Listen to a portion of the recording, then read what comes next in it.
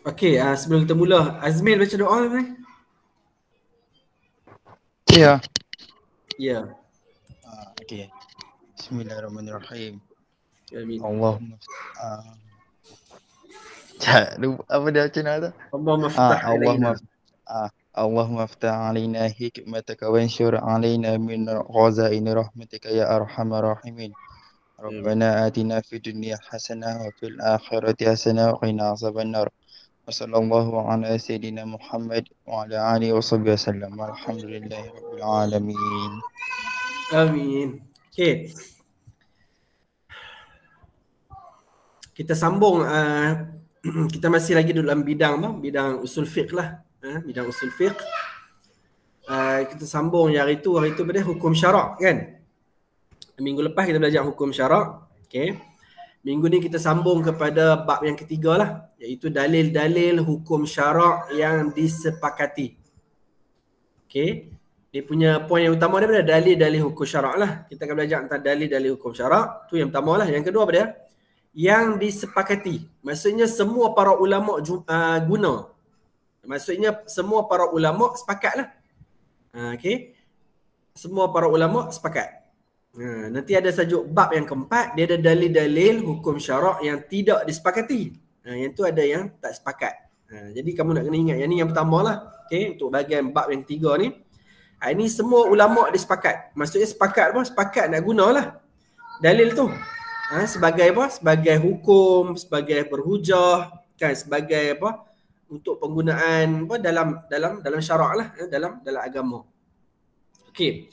Antara apa yang kita akan belajar hari ni, panjang ke tajuk hari ni? Kita cubalah cepatkan sikit, tidak memang lama jugalah sebab tajuk dia banyak agak isi dia.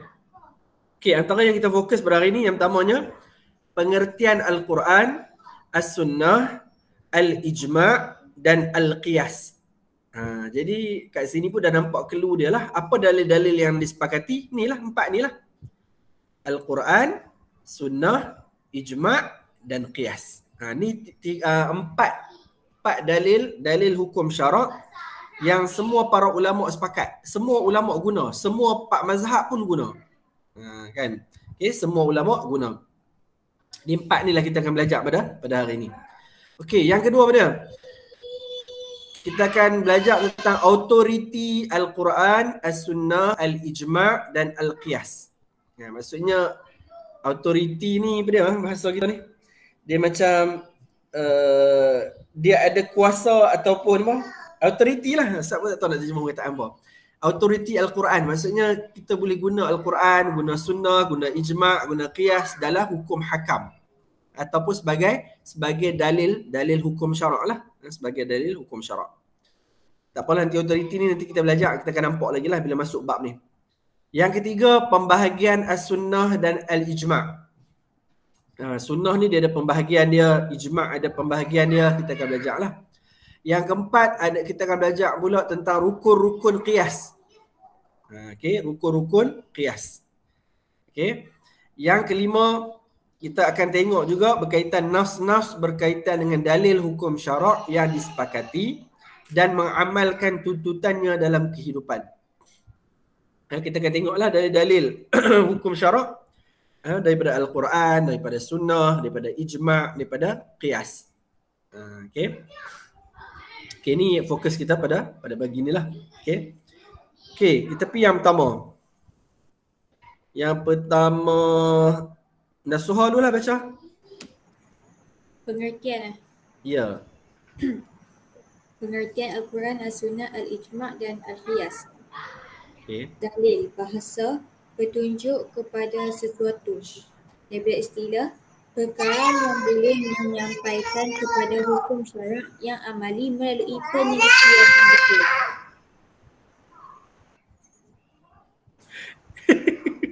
Astaghfirullahalazim. Okey, Nazwa, sambung ni Nazwa.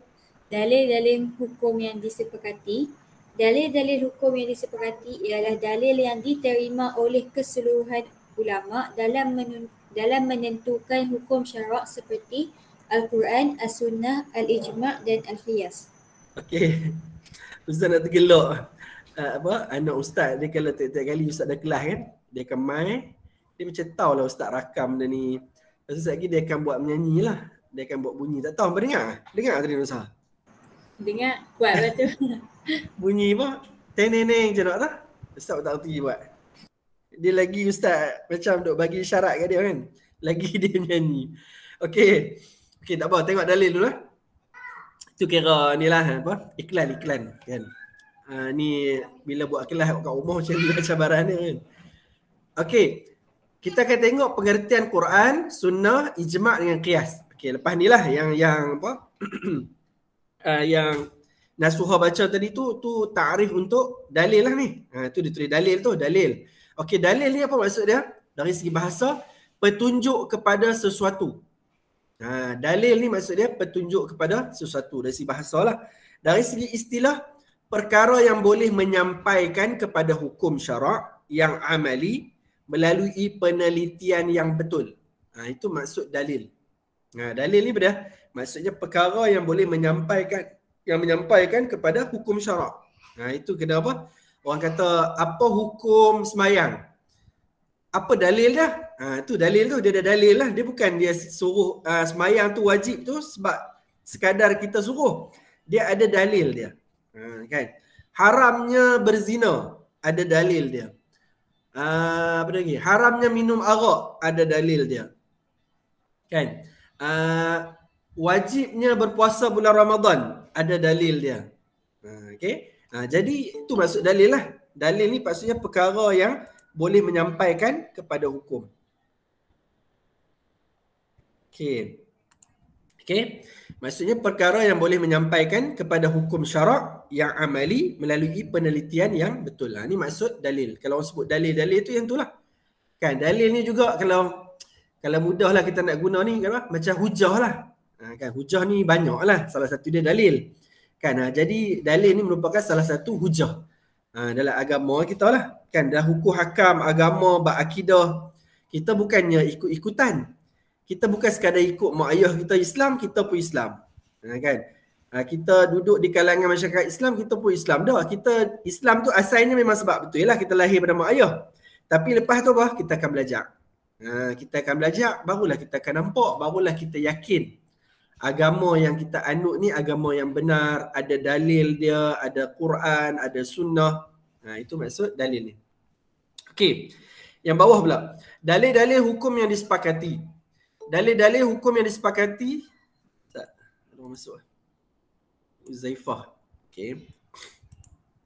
Okey, dalil-dalil hukum yang disepakati ialah dalil yang diterima oleh keseluruhan ulama dalam menentukan hukum syarak seperti Al-Quran, As-Sunnah, Al-Ijma' dan Al-Qiyas. Ni Ustaz sebut bersawai tadi je lah.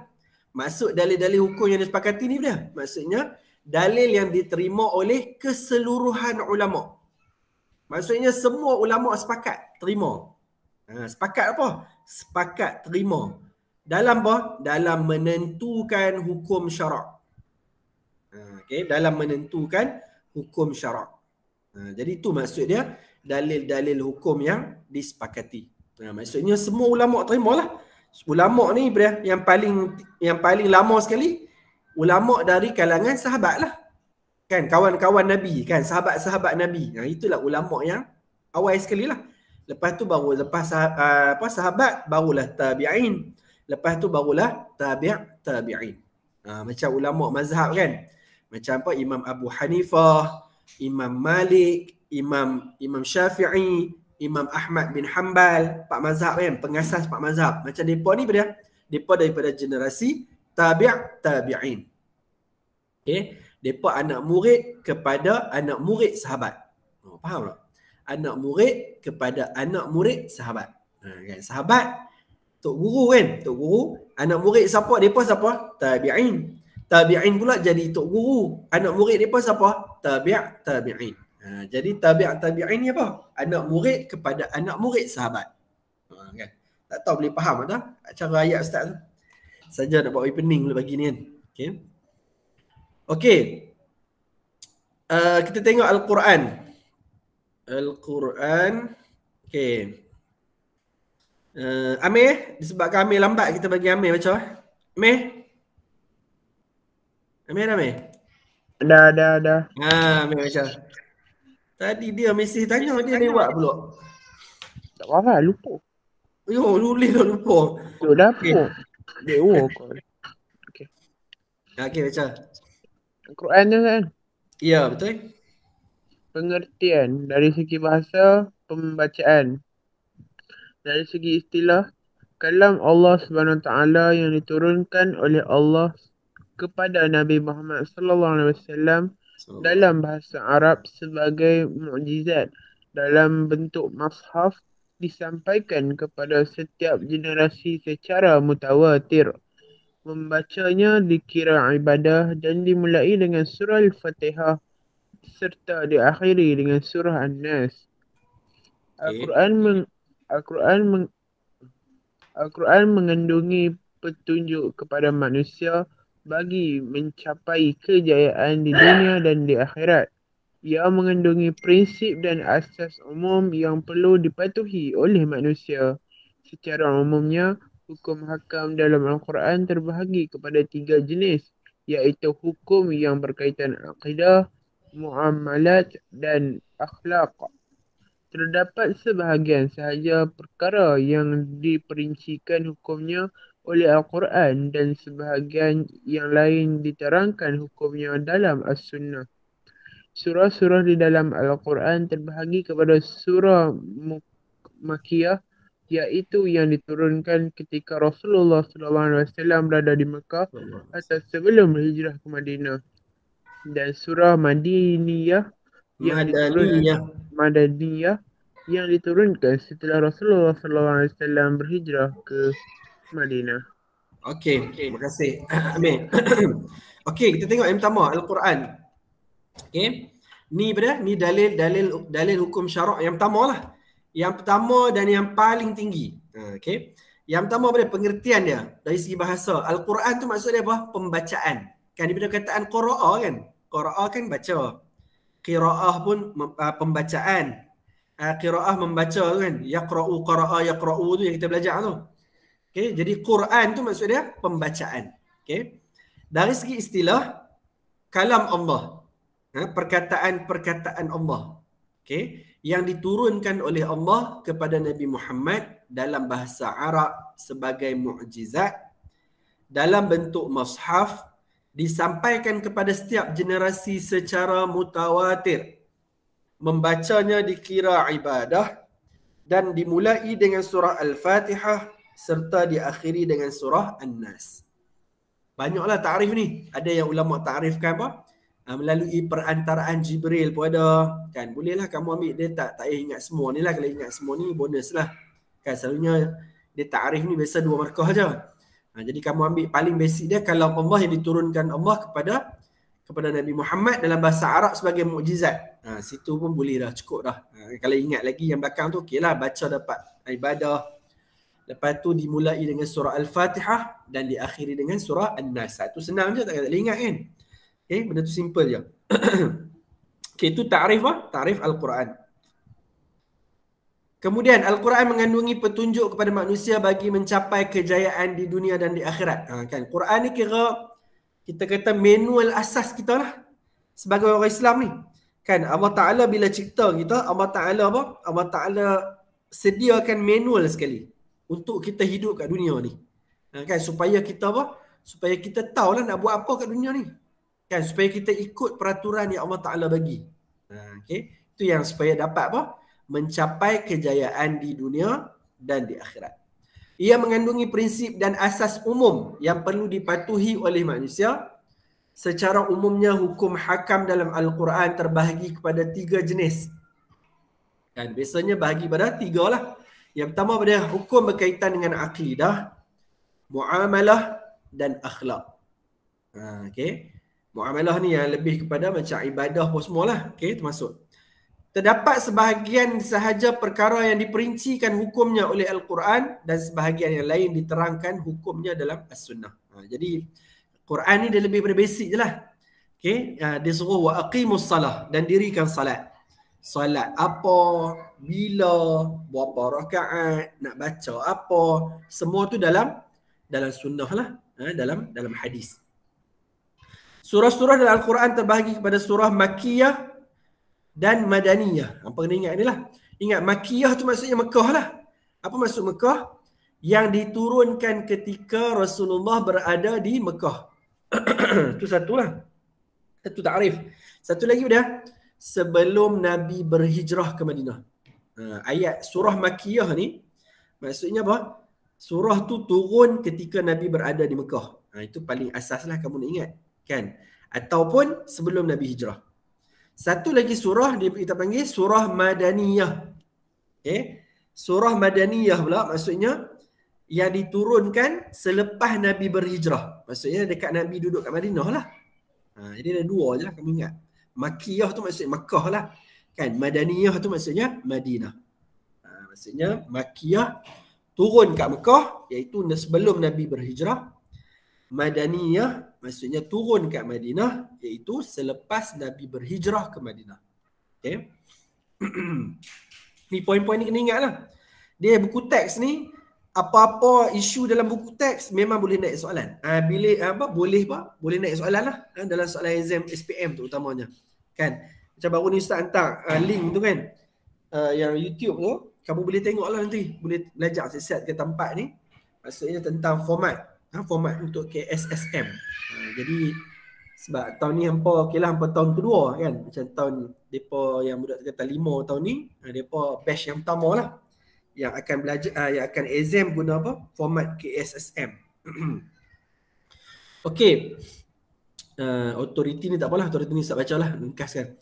Okey, authority Al-Quran, antara dalil yang menunjukkan authority Al-Quran. Okey, ni firman Allah Taala, wa ma kana lil mu'minin wala mu'minatin idza qada Allahu wa rasuluhu amran an yakuna lahumul khiyaratu min amrihim wa man ya'si Allah wa rasulahu faqad dhalla dhalalan mubina. Orang yang beriman lelaki dan perempuan apabila Allah Subhanahu wa taala dan rasulnya menetapkan keputusan tentang sesuatu perkara, maka mereka tidak mempunyai hak memilih ketetapan sendiri tentang urusan mereka. Dan sesiapa yang tidak mentaati Allah dan Rasulnya, maka sesungguhnya dia telah tersesat dengan kesesatan yang nyata. Okay? Maksudnya dalam ayat ni, Allah telah mewajibkan umat Islam supaya mematuhi seluruh perintah Al-Quran dan As-Sunnah tanpa berbelah bahagi. Umat Islam tidak boleh mencari pilihan selain daripada apa yang telah ditetapkan oleh Allah dalam Al-Quran atau melalui Rasulnya dalam As-Sunnah. Golongan yang melanggar perintah Allah ini disifatkan oleh Allah sebagai golongan yang berada dalam kesesatan yang nyata. Maksudnya apa? Autoriti, kita kata apa? Kuasa ataupun autoriti Al-Quran ni maksudnya apa? Kita orang Islam wajib kena ikut apa yang Allah Ta'ala tetapkan. Ustaz tak tahu apa baca ke tak? Ada isu terkini. Lagi kan ada Olimpik kan? Ada seorang ustaz ni dia buat teguran lah dalam Twitter, tak salah ustaz. Dia tegur lah, dia kata walaupun sukan kan ada ada ahli sukan yang yang acara tertentu lah yang tak yang pakai baju tak sempurna ataupun sampai separuh bogel. Separuh bogel lah, pakai bikini apa semua kan. Macam acara terjun, acara renang. Kan benda tu walaupun sukan dia tidak boleh dihalalkan. Kan dia tetap haram. Kan dia tetap haram.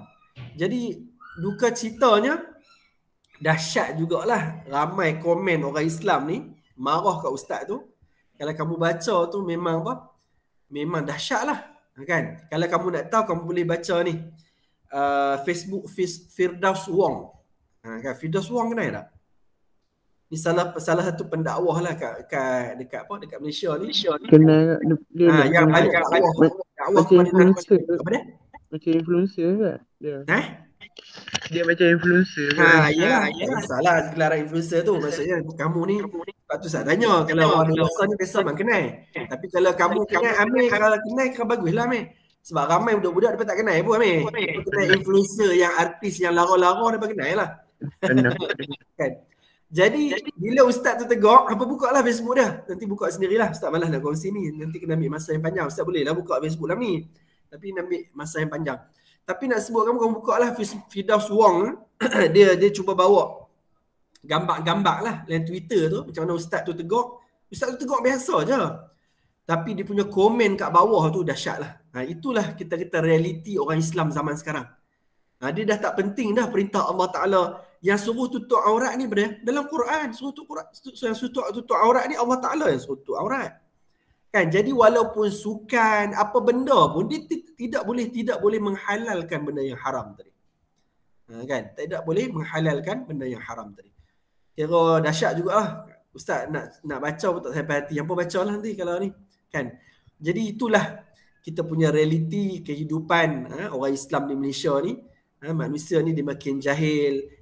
Masalahnya dia punya confident komen tu, dia tak tahu kata dia tu tak cerdik pun. Kan? Maksudnya memang dia Malaysia, orang kata orang Islam dekat Malaysia ni memang orang awam ni ramai yang jauh daripada agama. Kan? Sebab tu Ustaz suka bagi contoh lah. Dulu zaman Ustaz belajar, Ustaz tak tahu lah ni macam mana. Pengalaman Ustaz kan dulu kan bila kita belajar, Ustaz kan belajar Universiti Malaya. Sebelum tu diploma pun dekat Selangor. Memang Ustaz berulang selalulah naik bas, naik kereta api. Tapi realiti dia orang Islam lambah ataupun kereta api ni sangat sedikit yang turun mayang subuh. Sangat sikit. Kadang-kadang peringkat awal tu Ustaz naik, kadang-kadang banyak bas tak berhenti. Sampai Ustaz masa tu duduk pick up macam mana ni. Sampai kita sendiri kena pergi jumpa driver bas, suruh dia berhenti. Tapi bila berhenti, hanya beberapa orang saja yang turun semayang subuh. Semayang subuh mana ada jamak. Kan? Itulah realiti sebenarnya. Kan? Ustaz rasa zaman law pun Ustaz tak tahu lah macam mana. Tapi Ustaz rasa tak lari banyak pun. Realiti juga berlaku dekat hospital. Hospital ni boleh gagah sikit pas sakit. Itu pun sakit pun sebenarnya. Dia boleh mampu semayang. Kalau duduk satu wad. Dulu ayah Ustaz masuk hospital kan. Banyak kali mak Ustaz pun pernah masuk. Ustaz biasa jaga kat hospital. Dekat wad. Kan? Kadang-kadang kat satu wad tu kita ada 5-6 orang, ada 10 orang. Hampir boleh kata tak ada seorang pun kecuali mak atau ayah Ustaz je yang kami tolong uruskan untuk semayang. Sampai ada sekali Ustaz ingat ada orang India, dia tukang, dia macam cleaner lah, dia yang main sapu sampah. Bila dia tengok mak Ustaz semayang, dia macam, dia tu baguslah makcik semayang. Apa satu sudut kamu boleh faham? Maksudnya apa? Selama dia duduk kerja kat wad, tak ramai orang yang sakit di solat. Padahal solat ni dia tak boleh tinggal. Dia boleh apa? Kita ada rukhsah, boleh apa? Boleh jamak, boleh semayang duduk, boleh semayang baring, tapi wajib kena semayang. Kan? Tapi itu realiti dia. Kan? Nanti kamu tengoklah dia punya maki dia punya kata dekat Ustaz tu, Ustaz Sabri, Ustaz Asri kot nama dia. Yang tegak dalam Twitter tu. Sebab Twitter ni kan ramai apa? Dia golongan dia tak sama macam Facebook. Kan? Orang-orang macam Ustaz ni banyak dalam Facebook. Kan? Yang Twitter ni lebih mana macam anak-anak muda macam hampa lah. Kan? Sebab tu Ustaz memang tak ada Twitter. Ustaz memang tak minat pula anak ni. Tapi nak sebut, tapi bila Ustaz tu baguslah dia duduk dalam Twitter kan. Boleh tegak. Bila tegak tu dia punya komen tu dahsyat lah. Baca lah sendiri. Itulah realiti kan. Nak kata manusia ni, orang Islam ni dia tak ambil berat pun dengan apa? Dengan suruhan ataupun perintah Allah Ta'ala. Betul Amir? Kalau dekat Twitter tu tak, kalau kita tengok kalau maki tu macam benda biasa je. Kan? Itulah Ustaz tak sama macam Facebook. Warga Instagram, warga Twitter memang tak sama. Kan? Betul? Memang golongan dia tak sama. Twitter ni memang budak-budak yang memang pada Ustaz dia macam suasana dia, dia tu macam tak apa elok sangat. Takak maki babi, bodoh sial kan, biasa je bagi depa. Okay. Sebab tu benda-benda macam ni, itulah pada Ustaz dia, orang ni kan, dia bila jahat ni kita kesian kat dia sebenarnya. Kan? Sebab kita ni bukan hidup selamanya. Kan? Jadi kesian kat dia, dia buat dosa, nanti kat akhirat dia nak jawab, dia kata ke orang, dia benda-benda ni, dia sebenarnya kesiannya. Sebab itulah agama ni, sebab tu Nabi kita ada dakwah tu, sebab kita kesian lah. Kan? Sebab kita tanggungjawab kita. Ustaz tu dah lepas dah tanggungjawab dia tegak kan. Tapi itu nak kata normalisasi dosa kan, normalisasi. Jadi bila orang tengok Olimpik, boleh tengok terjun kan. Maksudnya tak boleh. Malangnya anak-anak Melayu pula duk semangat nak masuk kan. Hari ni ada siapa nama seorang? Dhabitah lah. Tu menang apa? Siapa dia Ustaz? Nama Dhabitah. 3 meter berapa panjang? 3 meter. Tu lompat ke tak? Pada ustaz tak sesuai lah. Mau bayangkan Amir, anak kamu nak masuk Amir. Saya tak Cari tengok. acara lain. Darah jujurnya saya tak tengok langsung. Tapi memanglah walaupun budak-budak Support lah. Support lah tapi tak tengok. Apa dia? Dah lah benda-benda itu pada ustaz nak like pun dah, kalau kita like pun dapat dosa lah benda tu. Kita menggalakkan normalisasi dosa. Tak kira lah Olimpik ke, sukan sukma ke, apa benda pun aurat tetap tak boleh buka. Tambah sampai peringkat separuh bogel itu lagi dahsyat lah. Kan kalau kita ni orang Melayu kita buka kat taman kita swimming pool. Kita agak-agak kita marah dah orang Melayu yang perempuan pergi mandi kat swimming pool tu. Pakai apa? Bikini. Ustaz ingat ramai orang akan marah. Tapi bila masuk anak Melayu kita, masuk kat Olimpik, kita okey pula. Pelik tak? Tu kata double standard. Ini maksudnya kadang-kadang kita kata pengaruh syaitan dia menipu kita, kita tak rasa kewajipan yang Allah Ta'ala sebut tadi, kan benda tu penting, kan. Bagi masuk benda lain lah, banyak acara lain. Bagi kat Cina je. Bagi kat orang Cina, orang putih. Pergi kat mereka lah tu. Agama mereka memang boleh. Okey, tu yang pertama. Ustaz nak ceritanya apa? Maksudnya kalau Allah Ta'ala tetapkan satu perkara, kita tak ada pilihan lain. Tu maksud Ustaz, ayat Quran ni. Autoriti Quran. Maksudnya Allah Ta'ala yang mengharamkan buka aurat tadi, tak ada pilihan lain lah buka aurat. Allah Ta'ala wajibkan salat. Tak ada pilihan lah, kita nak sunatkan salat pula. Kan, jadi tu maksud Ustaz, sebab tu Ustaz urai panjang sikit lah. Lami, sebab kebetulan ada isu semasa. Supaya kamu faham. Kan, kan dia benda ni kita punya apa? Dia melibatkan syurga neraka kita, melibatkan dosa pahala, kan. Benda ni takkanlah nak tunggu tua nanti jadi nenek baru nak insaf, kan. Daripada muda lah kita kena tegak, kan. Kita kena sebarkan baik-baik, kan. Sebab tu kamu kalau main kat Twitter, kamu gunalah benda baik-baik. Dia kena ada juga orang baik masuk Twitter ni. Tidak benda jahat je dalam Twitter, kan. Jadi siapa yang terlibat benda-benda tu, kita sebarkan benda-benda yang baik-baik lah. Bila yang tak baik jangan kita pergi like pula, kita seronok macam dulu apa, kes apa Pondan. Siapa nama? Lupa dah nama. Yang terkenal tu hilang dah. Jumpa dah. Ustaz pun lupa nama apa ni? Sanjut. Sajak kan? Ramai orang perempuan yang support dia. Yang support bagi dia seronok, kan? Pada Ustaz orang-orang yang support ni semua ada saham apa dosa. Kan? Dia lagi seronok jadi macam perempuan, kan? Jadi orang macam ni jangan duk support lah, kan. Kalau dia jual tak apalah, kalau benda berniaga kita tak ada pun larangan kita nak beli, kan. Daripada orang kafir pun kita boleh beli. Tapi kita pergi support dia buat live, kita duk seronok, duk puji pula, sajak dia comel lah, kan. Habislah dia, kan. Ni semua ni kita kata apa, benda-benda yang boleh merosakkan dia. Benda itu dia bukan rosak ni je, dia akan boleh merosakkan masyarakat kita. Sebab apa? Sebab dia jadi normalisasi dosa. Dia jadi dosa tu benda yang biasa, kan. Okey, yang kedua Allah Ta'ala sebut dalam surah Al-Hijr ayat 9, inna nahnu nazzalna dzikra wa inna lahu lahafizun. Sesungguhnya kamilah yang menurunkan Al-Quran dan kamilah yang memelihara dan menjaganya. Ayat ini menyatakan keaslian kandungan Al-Quran kerana ia terpelihara daripada perubahan dan penyelewengan manusia. Keaslian kandungan Al-Quran ini terjamin kerana Allah sendiri yang menjaganya. Oleh itu semua perintah Al-Quran wajib ditaati kerana ia adalah benar-benar perintah daripada Allah. Ni ayat yang menjamin kata Allah Ta'ala akan pelihara Al-Quran. Sebab tu Al-Quran ni kadang-kadang salah baris pun orang akan perasan, kan. Orang tak boleh reka. Daripada zaman Nabi lagi, Quraisy dia cuba nak buat surah lain, tak jadi.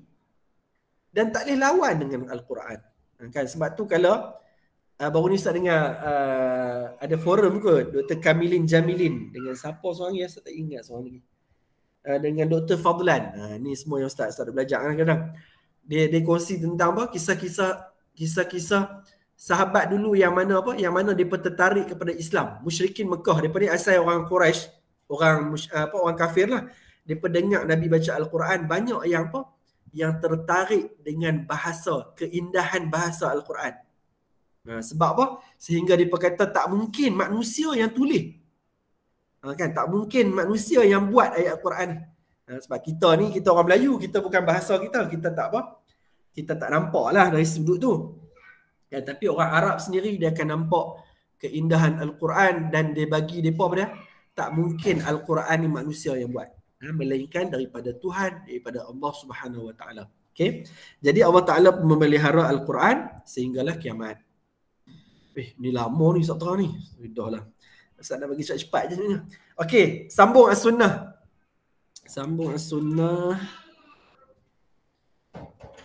Nurin. Ya, saya. Sambung Nurin. As-Sunnah. Pengertian dari segi bahasa, jalan dan kebiasaan. Dari segi istilah, percakapan Rasulullah SAW selain daripada Al-Quran, perbuatan atau perakuan baginda. Okey. Sambung lagi ke bawah tu. Ya, sambung. Otoriti As-Sunnah. Antara dalil yang menunjukkan otoriti As-Sunnah ialah Autoriti ke autoriti? autoriti kot. Okey. Ustaz, saya baca makna je. Siapa? Baca je lah. Buat. Tak baca kan? Baca je, tak apa. Cuti ke? Cuti pun tak ada masalah. Dia untuk belajar boleh baca Quran. Bukan baca daripada mashaf Quran, baca daripada buku tak apa.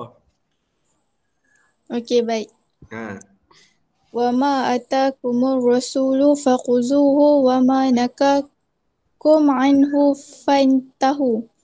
Artinya, apa yang diberikan oleh Rasulullah SAW kepada kamu, maka terimalah.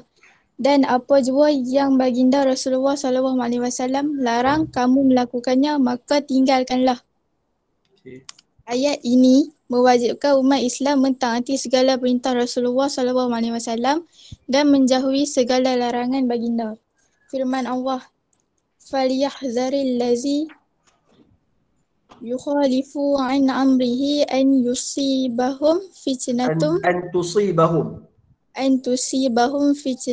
aw yusibahum azabun alim." Artinya, maka hendaklah mereka yang mengingkari perintahnya beringat serta berjaga-jaga agar mereka tidak ditimpa bala bencana atau ditimpa azab yang pedih. Ayat ini memberi ancaman kepada golongan yang ingkar dan tidak mematuhi perintah Rasulullah SAW dengan ancaman yang sangat berat. Hal ini menunjukkan bahawa As-Sunnah mempunyai kedudukan yang tinggi menurut syarak selepas Al-Quran. Okey, terima kasih Nurin. Sama-sama.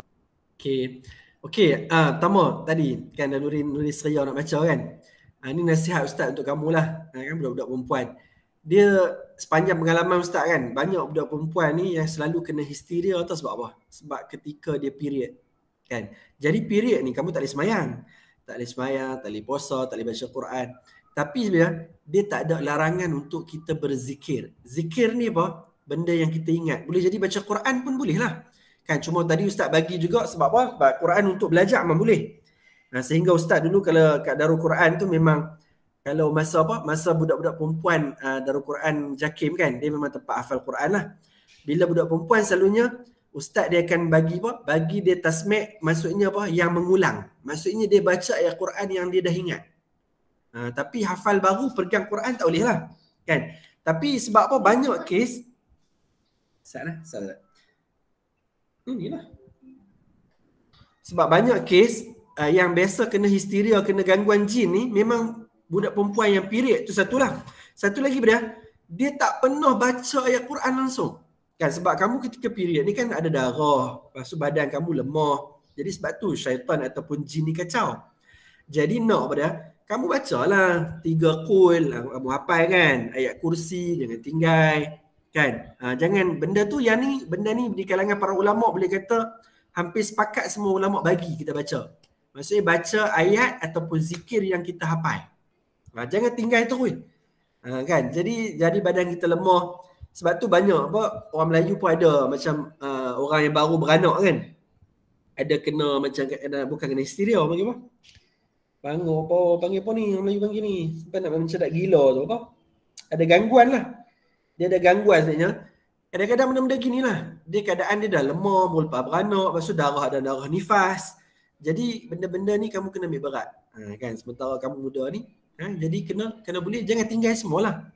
Kan, 3 qul ayat kursi biasakan baca sebelum tidur, bila pagi, bila petang. Dia memang adalah zikir pagi petang pun. Jadi zikir-zikir ni boleh dibaca. Kan, macam buku-buku zikir tu memang boleh baca lah. Macam Ustaz share itu kan. Ustaz share dah itu dah. Perisai Muslim Ustaz share lagi. Syafiah. Ya. Ustaz pernah share ni ya, kitab Perisai Muslim tak? Ustaz, saya nak check balik. Tak ingat kau. Nasuha, Ustaz pernah share tak Perisai Muslim? Tak pasti lah. Tak pasti, itu tak ada kot. Ni tengok tengok. Nampak kan? Nampak skrin kan? Kamu type Perisai Muslim. Okay, tu dia keluar Perisai Muslim PDF, tekan je enter. Okay, kat atas sekali ni HTTPS ni d1.islamhouse.com. Kamu klik kat sini. Okay, dia bagi PDF percuma. Saya macam mana share je. Kan kelas 5 kasih ya, saya tak ingat. Kitab ni ada 293 muka surat. Kitab ni ada jual kat Telaga Biru. Sebab apa, Dr. Basit ni dulu dia mengaji kat Universiti Madinah. Dia yang terjemah ni. Dia terjemah masa dia belajar kat Universiti Madinah dulu. Masa ni cetakan Arab Saudi ni. Dulu kawan abang ustaz saya rajin duk belilah. Harga dia 2 rial. 2 rial lebih kurang RM2 je lah. Bila main Malaysia, cetakan Madinah ni dah tak ada dah. Cetakan Arab Saudi ni. Jadi Dr. Basit ni dia cetak dengan Telaga Biru, dia jual RM17 lah ni. Memang kitab dia besar sikit lah. Yang tu yang ni.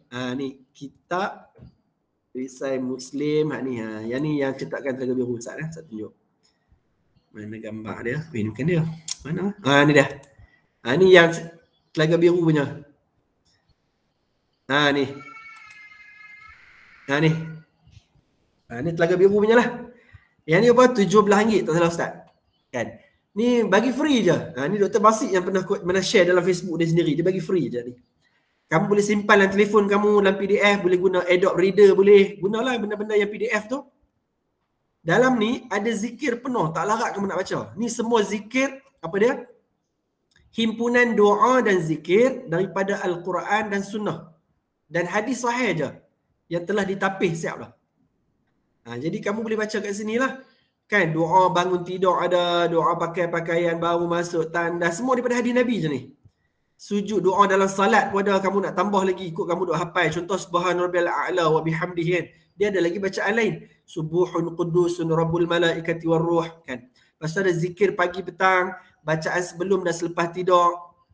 Macam-macam lah ni, doa nak menikah nanti pun ada. Kat sini cari je. Ada berapa ni? Ada sampai belakang ada lebih kurang 128. Ni nak menolak, bacaan untuk menolak gangguan syaitan ada.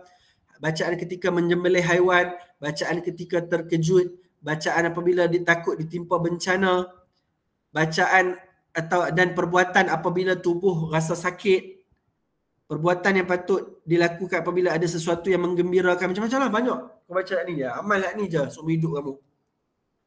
Mudah-mudahan dapat banyak pahala ni. Kan, ni daripada hak Nabi ajak ni. Tok Ustaz duk ambil lah orang tu, petua-petua tu Tok suruh ambil lah. Ramai ke ustaz-ustazah ni suka petua. Kan, tanya ustaz-ustazah tu dulu, hadis Nabi buat tak? Buat Nabi dululah. Nabi punya lebih baik. Nabi kot, Nabi dapat wahyu. Kan? Ni hak cetakan Indon kot ni ada ni, Iman Shop ni, ni murah. Tak payah kamu ambil yang free je dalam telefon. Sebab kita kan banyak masa kita dalam telefon. Kamu type je tadi, macam Ustaz bagi tadi. Type je Perisai Muslim, PDF ni, ambil yang D1 ni. islamhouse.com. Jadi untuk kamu ketika period ke, kau bacalah doa ni. Kan, dah lah tak semayang, Quran tak baca, zikir tak baca, tak kena rasuk macam mana. Kan? Jadi, boleh amalkan yang Perisai Muslim ni. Okay. Free je, tak payah nak beli. Kalau rajin nak beli buku, belilah yang Dr. Basit jual kat ni. Kat Telaga Biru ni, kat Shopee pun ada ni. Berapa ni? Oh, RM15 3 opang lah. Tulis siap dah harga. RM15 3 opang. Seagak je 17 tadi. Mak Ustaz ada satu ni. Ustaz, kami beli hari tu. Kat Mak Ustaz pun Ustaz bagi satu. Okay, sebab Mak Ustaz tak guna telefon. Okay. Sambung balik. Nah, boleh dah? Jadi jangan risaulah Nurina. Okey. As-sunnah. Okey, as-sunnah. As-sunnah ni ataupun kataan lain ni kita panggil juga sebagai al-hadis. Kan? Hadis ataupun sunnah. Okey. Sunnah dia dari segi bahasa jalan dan kebiasaan. Istilah pula percakapan Rasulullah selain daripada Al-Quran, perbuatan atau perakuan baginda. Maksudnya sunnah ni apa? Percakapan Nabi, cakap, perbuatan Nabi, perakuan Nabi. Okey, tu dipanggil as-sunnah. Okey. Ustaz ringkaskan, tak mau urai panjang lah, itu tak dan. Okey, autoriti sunnah. Antara dalil yang menunjukkan autoriti sunnah ialah wama atakumur rasul fakhuzuh wama nahakum anhu fantahu. Apa yang diberikan oleh Rasulullah kepada kamu maka terimalah, dan apa jua yang baginda larang kamu melakukannya maka tinggalkanlah. Ni Allah Taala sendiri yang perintahkan. Jangan jadi geng-geng tu macam lepat. Geng-geng ada apa? One apa? Saya tak ingat nama One. Tu geng-geng dia lah. Geng-geng makrifat ni. Mereka ni banyak tak terima dengan hadis Nabi. Kan? Dia kalau ibadah kita ni, dalam agama ni, kalau tak terima hadis, pakai tak boleh dirilah agama ni. Nak solat pun tak boleh. Kan? Sebab tu geng-geng anti hadis ni, dia pun tak semayang. Dia pun nak semayang. Macam mana? Sebab apa? Angkat tangan hadis. Baca-bacaan dalam semayang, semua hadis. Quran sebut dirikan solat je.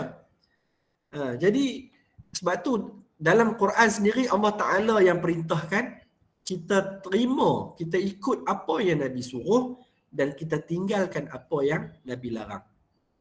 Okay, itu dia tulis apa? Ayat ini mewajibkan umat Islam mentaati segala perintah Rasulullah dan menjauhi segala larangan baginda. Okay. Kemudian dalam Quran juga sebut falyahdharil ladzina yukhalifuna an amri an tusibahum fitnah aw yusibahum adzabun alim. Maka hendaklah mereka yang mengingkari perintahnya beringat serta berjaga-jaga agar mereka tidak ditimpa bala bencana atau ditimpa azab yang pedih. Ayat ini memberi ancaman kepada golongan yang ingkar dan tidak mematuhi perintah Rasulullah dengan ancaman yang sangat berat. Kan? Ni yang kita tak maulah. Kita sebagai seorang Muslim, kita ni kita percaya kepada Allah Ta'ala, kita beriman pada hari akhirat, kita tahu kita akan mati. Jadi kita kena ikut agama. Kita kena ikut perintah Allah Ta'ala dalam Al-Quran tadi, dan kita juga kena ikut sunnah Nabi SAW. Okay, hal ini menunjukkan bahawa sunnah mempunyai kedudukan yang tinggi menurut syarak selepas Al-Quran. Ni autoriti dia. Jadi dua dah lah. Jadi yang pertama Al-Quran, yang kedua As-Sunnah. Okey. Sikit pembahagian As-Sunnah. Okey. Sunnah ni dia ada tiga. Okey. Sunnah qauliyah, sunnah fi'liyah, sunnah taqririyah. Okey. Sunnah qauliyah ni dia iaitu semua kata-kata yang diucapkan oleh Rasulullah. Kan sahabat kata apa? Abu Hurairah kata Rasulullah sallallahu alaihi wasallam bersabda, man salaka tariqan yaltamisu fihi ilman sahalallahu lahu tariqan ila jannah. Nabi kata apa? Siapa yang jalan menyelusuri satu jalan dalam menuntut ilmu, Allah Taala akan mudahkannya jalan untuk dia ke syurga. Kan dia melalui satu jalan untuk menuntut ilmu, Allah Ta'ala akan memudahkan jalan dia untuk ke syurga. Ni apa dia? Sunnah qauliyah. Maksudnya Nabi kata. Okay, Nabi cakap. Nabi sabda. Okay. Okay, tu yang pertama. Yang kedua, sunnah fi'liyah. Fi'il ni apa dia? Perbuatan lah. Qaul, percakapan. Kan? Fi'il pula, fi'liyah, sunnah perbuatan. Contoh apa dia? Contoh yang ni, Nabi kata sallu kama raaitumuni usalli. Okey. Wa idza hadaratis salah falyu'adhdhin lakum ahadukum wal ya'ummakum akbarukum. Kan Nabi kata apa? Salatlah sebagaimana kamu melihatku salat.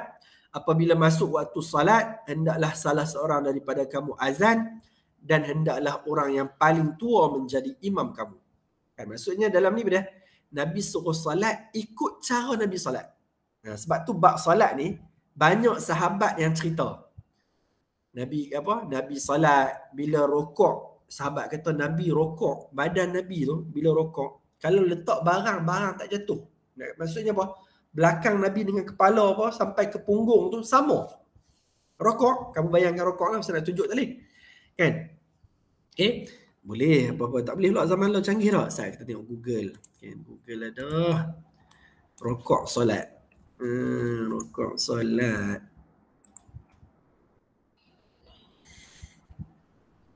Ada gambar orang. Ni gambar. Mana kita ambil gambar ni lah. Ni kan lelaki perempuan ni. Ni ambil lelaki ni lah. Ni. Tengok badan kat atas tu. Maksudnya Nabi rokok sama. Kira sahabat kata apa? Sahabat kata boleh letak barang tak jatuh. Tu siapa cerita? Sahabat cerita. Cerita apa? Cerita perbuatan Nabi salat lah.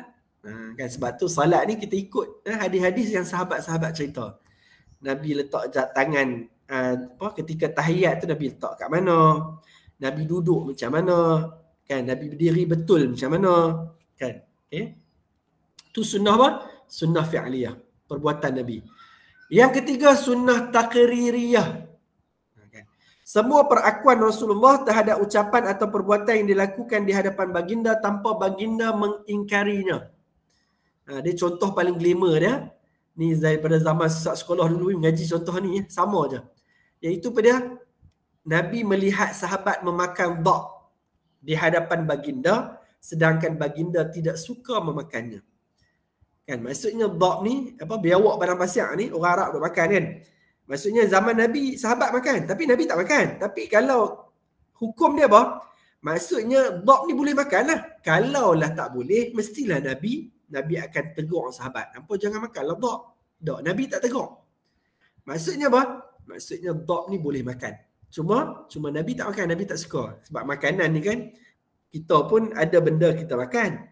Benda ni halal belaka aja kan. Tapi kita tak makan, mak kita makan. Kadang-kadang ada benda kita makan, mak kita tak suka. Kan tu biasalah. Jadi sama juga dalam isu dak. Maksudnya apa?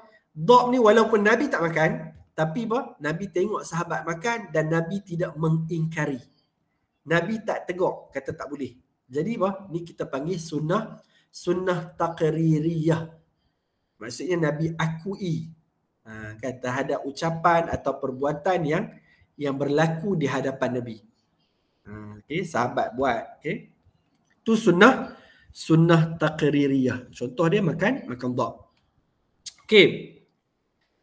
Fungsi sunnah di samping Al-Quran. Ni saya bacalah, jimatkan masa cepatkan sikit. Yang pertama, menguatkan hukum hakam yang terkandung dalam Al-Quran dengan mengulangi kewajipan tersebut dalam As-Sunnah seperti kewajipan salat dan zakat. Menguatkan hukum hakam yang ada dalam Al-Quran. Kadang-kadang ulang balik. Quran dah kata dah wajib.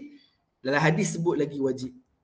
Kan? Dia menguatkan hukum hakam yang terkandung dalam Al-Quran. Ini yang pertama.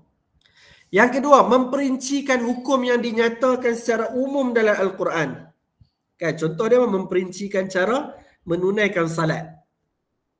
Fungsi sunnah ni, apa dia yang kedua? Dia memperincikan hukum yang dinyatakan secara umum. Contoh dia, wa aqimus salah, dan dirikan salat.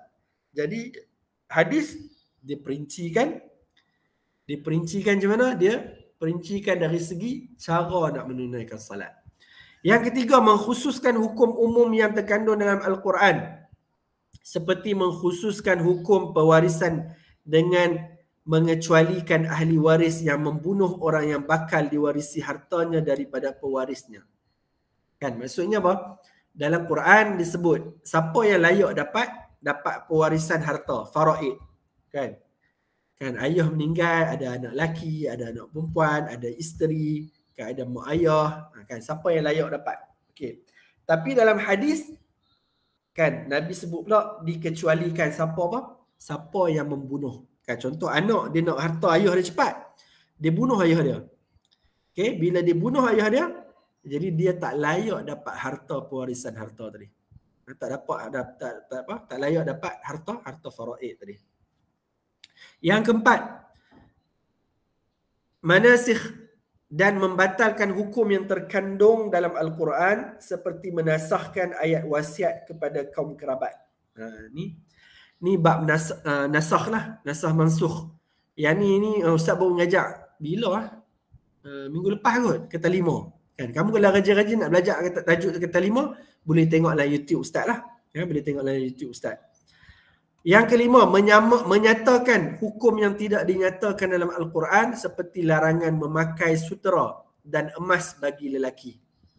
Ni macam larangan pakai sutera, pakai emas untuk lelaki ni tak ada dalam Quran. Jadi fungsi sunnah juga, dia menyatakan hukum yang tidak dinyatakan dalam Al-Quran. Okay. Jadi sebab tu nak kena rujuk dua-dua. Kena rujuk Al-Quran, kena rujuk juga sunnah. Okay. Okey, seterusnya ijma'. Ijma'. Sikit ni kita suruh bacalah. Siapa pula lah? Siapa pula nak baca? Uzaifah. Uzaifah ada Uzaifah? Ada. Uzaifah baca Uzaifah.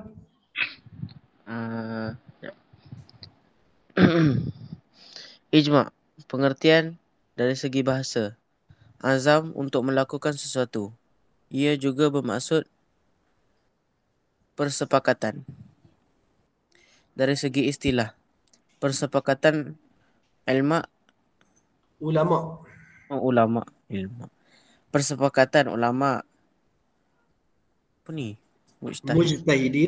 Mujtahidin daripada umat Nabi Muhammad sallallahu alaihi wasallam pada suatu masa terhadap sesuatu hukum syarak selepas kewafatan baginda. Okey. Autoriti ijma'. Antara dalil yang menunjukkan autoriti ijma' ialah firman Allah Subhanahu wa taala. Wa may yushakikir rasul min ba'di ma tabayyana lahul huda wa yattabi' ghayra sabilil mu'minin nuwallihi ma tawalla wa nuslihi jahannam wa sa'at masiran. Artinya, dan sesiapa yang menentang Rasulullah sallallahu alaihi wasallam setelah jelas kebenaran baginya, seterusnya dia memilih jalan selain jalan orang yang beriman, kami biarkan dia dalam kesesatan yang melakukannya itu, dan kami masukkan dia ke dalam neraka Jahannam, dan itulah tempat kembali yang paling buruk. Surah An-Nas. Okey, yang kedua. Fa'in tanaza'tum fi syai'in farudduhu ilaihi farudduhu ilallahi war rasul.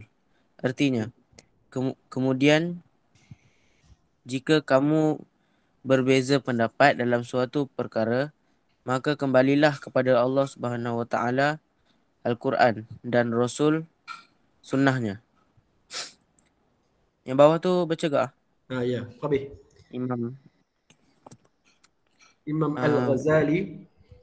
Imam Al-Ghazali berkata, mafhum itu ayat ini mafhum ayat Imam Ghazali berkata, mafhum ayat ini adalah jika umat Islam tidak berselisihan pandangan, maka pandangan mereka adalah hujah. Oleh itu sesuatu perkara yang hujah yang kita kata bahasa Melayu tu lah, hujah lah. Okey. Oleh itu, sesuatu perkara yang telah menjadi ijma' adalah menjadi hujah yang tidak boleh ditolak. Okey. Terima kasih Zaifah. Okey. Ini yang ketiga. Ni Ustaz rasa hampa tak ramai tahu dia ni. Biasa Quran dengan sunnah ni kita biasa dengar lah. Kan Quran semua tahu Quran. Kan Mashaf tu 30 juzuk tu 114 surah. Kan kita tahu tu. Okay, sunnah pun kita biasa dengar jugalah hadis Nabi. Kan orang pun duk forward kan sabda Nabi SAW apa-apa. Kan. Okey, yang ketiga pula dalil hukum. Kan yang maksudnya boleh guna sebagai hukum lah dalil ni. Apa dia yang ketiga? Kita panggil dia al-ijma'. Kan? Okey, al-ijma' ni apa? Nak mudah dah nak ringkaskan masa ni. Persepakatan para ulama mujtahidin. Mujtahidin ni maksudnya ulama-ulama yang boleh berijtihad, boleh keluarkan pendapat dia sendiri. Okey, persepakatan ulama mujtahidin daripada umat Nabi Muhammad pada suatu masa terhadap sesuatu hukum syarak selepas kewafatan baginda. Ijma' ni payah nak carilah. Tapi paling basic kita kata wajibnya salat. Semua ulama kata wajib salat ni adalah ijma'. Okey, maksudnya apa? Persepakatan semua para ulama. Okey. Jadi ijma' ni kebanyakannya dia bukanlah ijma' zaman sekarang. Dia kebanyakannya zaman dulu dah ada lah. Kan bab salat ni tak payah nak tunggu mufti keluar fatwa pun semua tahu dah salat tu wajib. Kan? Macam tutup aurat. Tak payah keluar fatwa pun dah semua dah tahu, maklum dah kata tutup aurat ni wajib. Kan? Cuma ni orang ni dia kelabu sikit lah. Oh dah sukan tak apa kot. Kan? Dulu kalau kamu perasan zaman ustaz sekolah rendah ke sekolah menengah? Lama dah lah. Kamu tak tahulah isu ni. Kalau mak ayah kamu mungkin tahu. Adalah berapa masa ketika tu banyak fatwa negeri keluarkan tentang apa? Tentang larangan perempuan Islam menyertai ratu cantik. Isu zaman tu. Jadi banyak fatwa dan sebab tu zaman law ni kamu tengok ratu cantik memang tak dipromot sangat. Jadi ustaz heran, ustaz tak tahu. Dalam bab dari segi sukan ni, adakah ada fatwa yang betul-betul daripada setiap negeri? Dia penting kat benda ni supaya orang Islam ni dia bila tak keluar fatwa, walaupun dia tahu dah pakai bikini tu tak boleh. Kan anak dia bukannya anak dia sekolah rendah. Kan sekolah rendah kita kata boleh lah gagah kot. Tapi malu kot budak perempuan kan pakai bikini, membayangkan. Patutnya benda ni kita kata apa? Tak ada fatwa apa, patutnya orang tahu dah lah. Kalau sebagai mak ayah, anak kita minta, ayah saya nak masuk lah berenang. Kan? Ada orang bagi hujah pasal tu Ustaz. Nak dengar dia kata biarlah mereka nak berbakti untuk negara, sekurang-kurangnya mungkin bila mereka dah tua nanti mereka boleh bertaubat. Okey. Mereka tahu tak? Kalau pelacuran dekat dunia ni, banyak negara memang menyumbang untuk negara juga. Okey, lapangan pelacuran sama. Jadi dia bukan alasan. Dia sebab tu lah kata, dia negara pun, sebab tu kita yang atas pada negara apa dia? Agama dulu. Sebab tu kalau orang yang berjuang, berjihad untuk negara, dia tak sama dia punya pahala dari segi makam dia. Kan? Dia tak dapat mati syahid kalau kerana negara. Tapi kalau kerana agama, baru dapat mati syahid. Kan? Dia kalau negara pun mestilah kena ikut benda asas agama dulu. Kena tutup aurat. Tak mungkin lah. Kalau macam tu nak masuk, kira benda yang haram pun boleh. Kan? Tak boleh lah. Tak betul lah macam tu. Kan? Dia kena apa? Dia kena utamakan agama dulu. Negara tu Ustaz kata tadi, orang Cina tak ada ke? Kan? Yang bukan Islam kan ramai. Buat apa kita nak bersaing dengan mereka? Benda yang agama kita tak bagi. Bagi kat mereka bersapu kat mereka. Dan ramai mereka hebat pun. Tapi masalahnya berapa? Mak ayah lah. Ustaz selalunya bab-bab ni mak ayah lah orang paling utamanya yang bertanggungjawab. Sebab budak-budak ni, mereka kecil. Mereka ni belajar daripada kecil. Kalau kamu tahu. Dia nak masuk Olimpik ni, bukan setahun ni baru belajar. Dia akan daripada dia kecil lagi dilatih. Maksudnya bahawa mak ayah dia dah tak kisah daripada kecil lah. Kan? Maksudnya dia tak ada kesedaran agama lah. Tu yang penting maksudnya. Dia tak ada rasa tak ada rasa nak didik anak dia. Benda ni biasa je. Kalau kamu tengok pun kadang-kadang ada anak-anak, mak ayah tu, ayah siap pakai kepiah. Mak siap tudung labuh lagi. Anak tak pakai tudung pun. Kan? Kalau tak tahu lah kamu tak pernah tengok, selalu tengok. Kan? Jadi kadang-kadang kita ni, kamu sendiri pun nanti nak akan jadi mak ayah. Kita kena ada kesedaran lah agama. Kalau sayang anak ni macam mana? Kalau kita ambil peti api kan, kita cucuh tangan dia, agak-agak kita sanggup tak? Tak sanggup. Tapi ramai mak ayah tanpa sedari, dia sanggup bakar anak dia dekat neraka nanti. Kan? Sebab apa? Sebab larangan-larangan ni semua apa? Semua Allah Ta'ala menjanjikan dengan hadis pun disebut, menjanjikan neraka. Sebab dia dosa besar. Kan? Jadi benda-benda ni Maksudnya apa? Maksudnya nak kena ambil berat lah kan. Dia kalau tak ada kesedaran agama ni tak perayalah kan. Kita tidak, Ustaz tidaklah mengharapkan kesemenaan. Tapi maksudnya kalau Ustaz tak tahulah, Ustaz tak tahu kok ada fatwa. Bila sebab Ustaz ingat isu apa? Isu Ratu Cantik tadi, bila mufti-mufti semua pakat ni kan, dia jadi apa? Oh, dia jadi kesan dia sampai lah mana ada sangat Ratu Cantik. Dulu kalau kamu nak tahu zaman Ustaz kanak-kanak, zaman mak ayah kamu luar, kalau mak ayah kamu umur lapis Ustaz dia kat atas. Mereka kan tahu Ratu Cantik memang glamour dulu, ramai orang Melayu join. Sebab orang Ratu Cantik ni, kalau kamu tengok Miss Universe, Miss World, dia memang kena berbikini, mereka kena mandi kat kolam, adalah ambil gambar yang memang tak sepatutnya untuk orang Islam lah. Jadi sebab tu bila mufti dia ambil tindakan tadi, kecoh lah masa tu Ustaz. Tapi kesan dia apa? Kesan dia sampai sekarang Ustaz tengok, mana sangat orang kita join. Walaupun orang Melayu ni ramai je cantik. Kita sekadar ada tu je lah. Apa? Dewi remaja. Kan? Tak. Pada Ustaz, memanglah tetap tak tutup aurat juga. Tapi dia taklah seteruk Miss World tadi. Ataupun Miss Universe. Kan? Jadi kalau isu sukan pun pada Ustaz, patutnya kena ke arah macam tu juga. Kalau kita tak promote macam tu, jadi ramai orang duk rasa apa? Dia rasa tak ada apa kan, anak kecil lagi kan. Nanti nak masuk Olimpik, dia masuk sekolah menengah dah. Sekolah menengah ni dah balik dah nanti. Kan dah dikira dosa pahala, dah orang nampak, malu lah. Okey.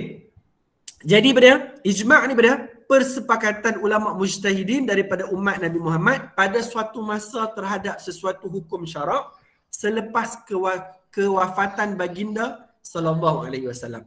Jadi dia ada ijma' para sahabat, ada ijma' daripada tabi'in, kan maksudnya apa? Sepakat para ulama. Okey. Kita tengok autoriti dia. Autoriti dia tadi apa Ustaz ringkaskanlah sebab apa? Zaifah pun dah baca ayat ni. Dan sesiapa yang menentang Rasulullah setelah jelas kebenaran baginya, seterusnya dia memilih jalan selain jalan orang yang beriman. Macam Ustaz kita tadi isu aurat kan. Tak ada siapa ulama yang kata tak payah tutup aurat. Kan? Jadi orang tu sendiri dia yang pilih jalan selain jalan orang yang beriman. Allah Ta'ala kata apa? Kami biarkan dia dalam kesesatan yang dilakukannya itu dan kami masukkan dia ke dalam neraka Jahannam dan itulah tempat kembali yang paling buruk. Kan? Sebab itulah perjuangan dalam hidup ni, kita nak berjuang untuk apa? Kan? Al-Quran bila sebut, Al-Quran sebut dunia dulu. Lepas tu barulah sebut akhirat dulu. Kan? Lepas tu baru Quran kata wala tansa nasibaka minad dunya. Tapi hangpa janganlah lupa nasib hangpa ataupun apa yang hangpa nak daripada dunia. Tapi akhirat dulu. Kan? Kita berbeza orang masyarakat kita kadang-kadang dia dunia dulu, akhirat kemudian. Kan? Tak. Agama ajak kita akhirat dulu. Maksudnya kita ni macam kamu ni umur panjang lagi kan. Nak macam-macam lagi kamu akan harungi akan datang. Apa benda kita nak buat dalam hidup kita? Kita tanya dulu. Ini ni, benda ni, aku ni dapat pahala ke aku buat ni? Aku pilih ni, dapat pahala ke dosa? Ini yang nak selamatkan ke aku akhirat nanti ke? Apa dia? Kan? Dalam hidup kita macam itulah. Kita akan selalu ada pilihan. Kan? Ada pilihan. Kita nak pilih hak baik ke, hak jahat. Kita nak pilih tutup aurat ke, nak buka aurat. Kita nak pilih nak salat ke, tak mau salat. Kita nak dosa ke, kita nak pahala. Dan benda ni pun nanti pun akan dipilih kat kita juga. Kan? Berdasarkan amalan kita kat dunia. Dapat syurga ke, dapat neraka. Kan? Jadi benda-benda ni kita kena ambil berat. Okey, terus. Yang kedua. Kemudian jika kamu berbeza pendapat dalam sesuatu perkara, maka kembalilah kepada Allah, iaitu Al-Quran dan Rasul. Iaitu sunnahnya. Imam Ghazali berkata mafhum ayat ini adalah jika umat Islam tidak berselisih pandangan, maka pandangan mereka adalah hujah. Oleh itu sesuatu perkara yang telah menjadi ijma' adalah menjadi hujah yang tidak boleh ditolak. Okay? Jadi kalau ijma' memang tak boleh nak tolak jugalah. Sebab apa? Sebab dia kepersepakatan para ulama. Okay? Okay, kita tengok pembahagian ijma'. Saya kira satu gila qiyas. Pembahagian ijma' ada dua. Ijma' as-sarih dengan al-ijma' as-sukuti. Okay. Ijma' sarih ni apa? Semua ulama mujtahidin menyatakan pandangan masing-masing dan semua pandangan mereka adalah sama. Okay. Disepakati sebagai ijma' yang boleh menjadi hujah dan dalil bagi hukum syarak. Maksudnya ulama ni dia nyatakan pandangan masing-masing dan pandangan ni pun semua sama. Okey, apa contoh dia? Haram memakan lemak khinzir seperti haram memakan dagingnya. Sebab dalam Quran kan sebut apa? Hurrimat alaikumul maita wad dama wa lahma khinzir. Kan dalam Quran selalu sebut larangan makan daging khinzir. Jadi apa? Dia tak ada dalam dalil Al-Quran, tak ada lah. Jadi ijma' para ulama apa? Haram memakan lemak khinzir seperti haram memakan dagingnya. Ni panjanglah perbahasannya. Kan sebab apa? Sebab lemak ni duduk kat daging juga. Kan? Kita pun biasa kalau makan daging pun kadang-kadang kita goreng daging kan, macam baru ni korban kan. Kadang-kadang ada juga dekat daging tu ada lemak dan kita goreng juga. Ada orang makan, kalau kadang-kadang sebahagian orang dia tak mau makan lah sebab kan lemak kan tak apa elok. Makan sikit boleh je lemak ni. Kan kalau makan banyak tak elok lah. Kan. Jadi haram makan lemak khinzir ni dia adalah ijma'. Faham tak? Pengharaman dia tu daripada ijma'. Maksudnya ulama yang kata haram. Dalil Quran ada tak? Tak. Dalil Quran sebut daging je. Cuma ulama yang tafsirkan, dia kata apa? Lemak tu kan duduk kat daging juga. Jadi daging tak boleh makan. Quran kata. Jadi termasuklah lemak. Jadi apa? Dia jadi ijma'. Kalau hukum haram biasa, kan, dia boleh berselisih. Ulama berselisih dia tak jadi ijma' lah. Kan, tapi untuk haram lemak khinzir ni, dia jadi ijma'. Sebab apa? Sebab ulama semua sepakat kata haram. Kamu kena bezakan tau. Khilaf dengan ijma' ni. Ijma' ni maksudnya semua sepakat. Okay.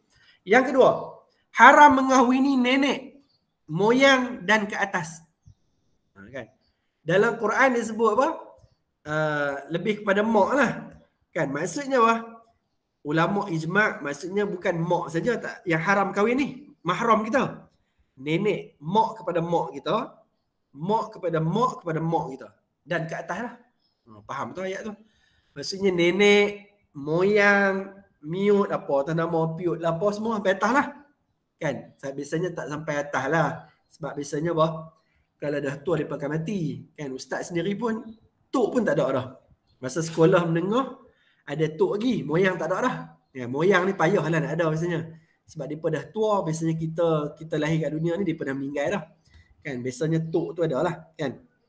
Okay, ni ijma' apa? Ijma' as-sarih. Okay.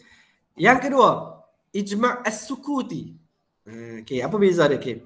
Sebahagian ulama' mujtahidin menyatakan pandangan mereka dalam suatu permasalahan dan sebahagian yang lain tidak membantah setelah mengetahuinya.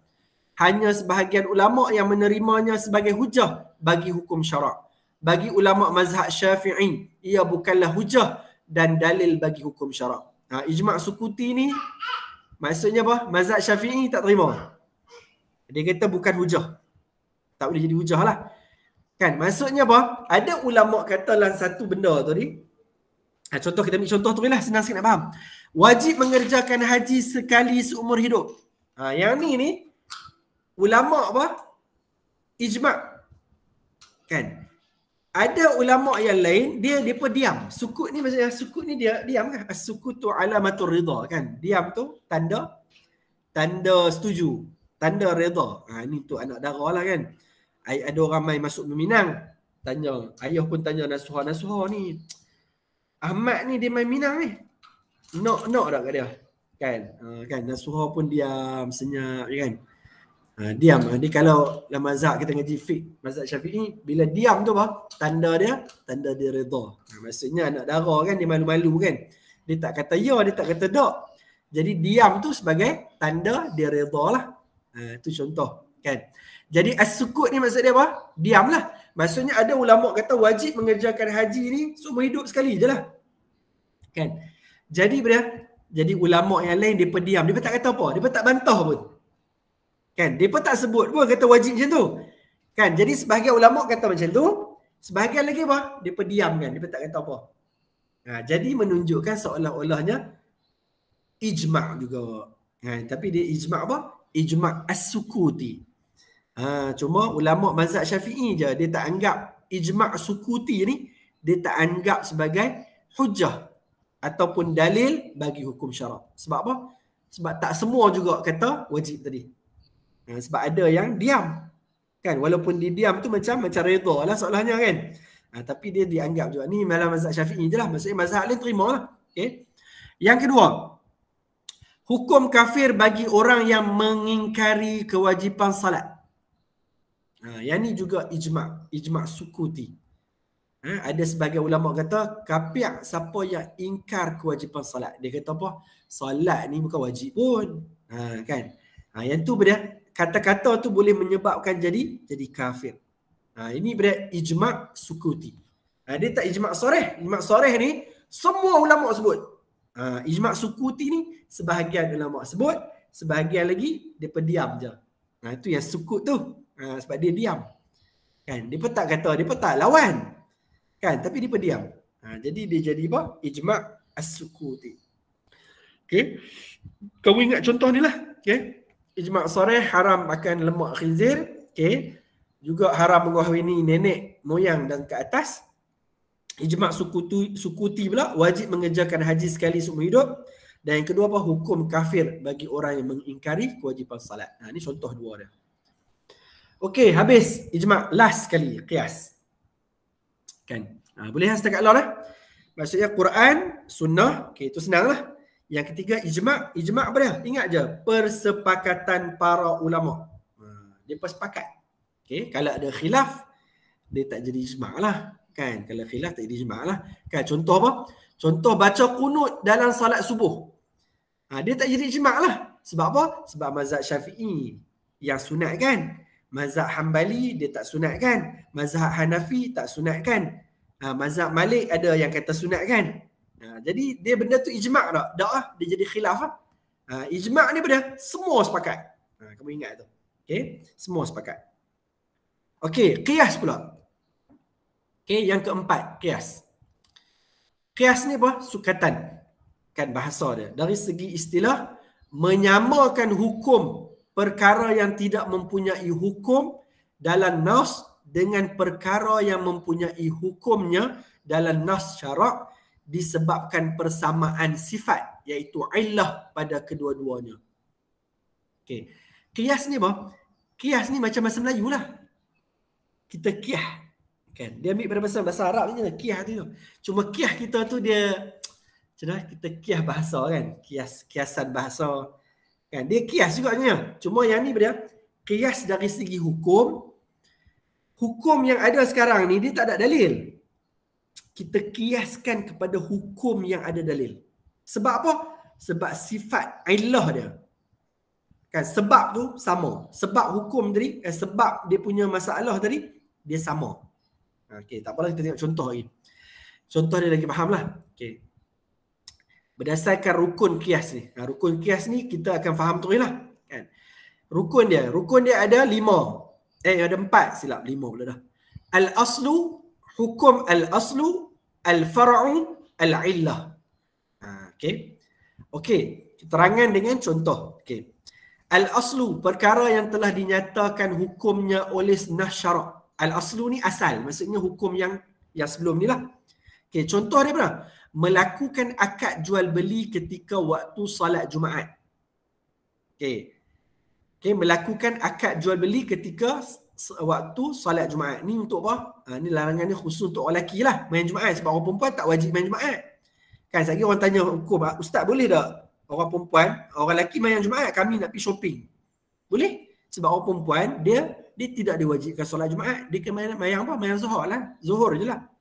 Kan, jadi hukum jual beli ni haram kan. Kita tengok hukum asal dia.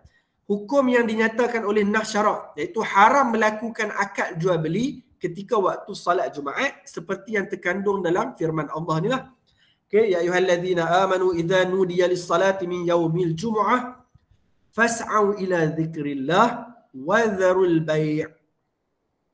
Okay, wahai orang yang beriman, apabila dilaungkan azan untuk mengerjakan sembahyang pada hari Jumaat, maka segeralah kamu ke masjid untuk mengingati Allah dan tinggallah berjual beli. Jadi kena ambil berat sikit lah orang lelaki ni. Kan Ustaz perasan contoh kedai makan dekat sebelah Masjid Darul Ibadah, sebelah sekolah sains, siapa pernah mayang? Kan lah ni tak apalah, tak boleh makan sebab PKP. Kadang-kadang dah azan, dia boleh pergi makan kat kedai lagi. Bila kita makan, kita akan bayar. Tu jual belilah tu. Haram. Kan? Kedai tu berdosa, orang yang makan tu pun sama. Jadi pastikan sebelum azan, kita kena settle makan. Sebab ayat Quran ni sebut bila dilaungkan azan, pergi cepat-cepat ke masjid dan tinggalkan berjual beli. Dia punya sampai mana? Sampai sebelum, kalau kat Perlis ni kan bila azan, bila khatib naik atas mimbar. Bila naik atas mimbar, dia bagi salam, azan. Azan tu lah azan zuhur. Kan? Kalau dekat negeri selain pada Perlis, dia azan zuhur dulu. Kan? Lepas tu barulah khatib naik ke khutbah. Tak kira lah yang mana pun. Kalau kat negeri lain, maksudnya sebelum diazankan zuhur tu lah. Masuk waktu zuhur tu.